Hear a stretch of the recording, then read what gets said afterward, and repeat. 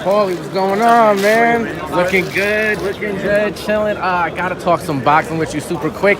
Is it a little bittersweet to see this whole getup? You guys never see the Showtime Latino guy right here. There's Felix. If you watch Showtime Latino, the en español, this is your guy right here. We don't. He's the man. Paulie's the man. You don't see him too much. You just hear him. This is your guy. If you watch it in español, this is your guy right here. Have you ever heard a better analyst than Paulie? Come on. Nope, not out He there. is the best one.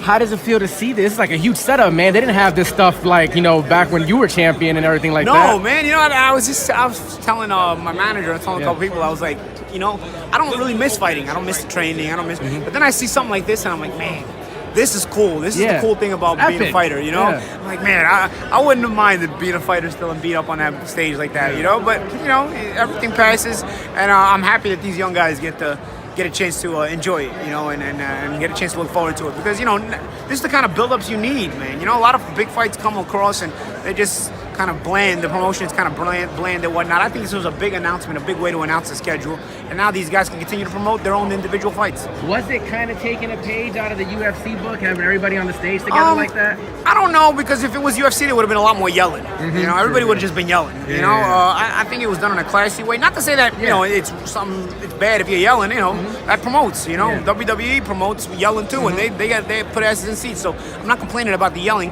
but I think boxing is its own unique thing in that it's old school, and even when it's trash talking, it's trash talking, not trash yelling.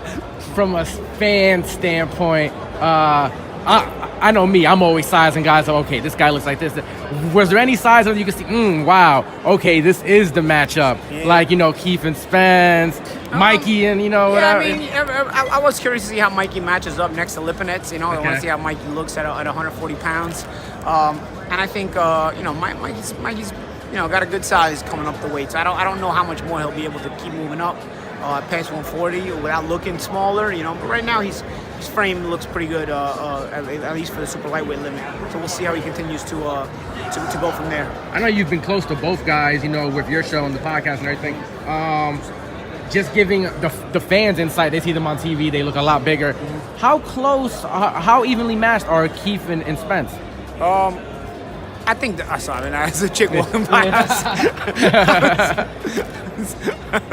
That happens, hey. That was not too many of them break your neck like that, man. But I think Keith and Spence, physically they match up well. They're both natural welterweights. They're both guys that turn pro welterweight, as opposed to being ex super lightweights that move to welterweight. Usually guys like that are not as strong.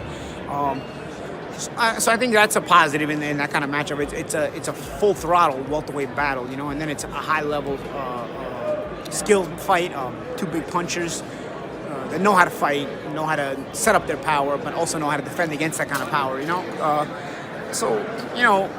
Like I said, who has the bigger one-punch power between the two? As I've been having this argument with people. I don't know. It depends on who they're fighting too. I think that that kind of talk is just, that kind of talk is just for fans, just a debate. But it's not real. It doesn't really make a difference long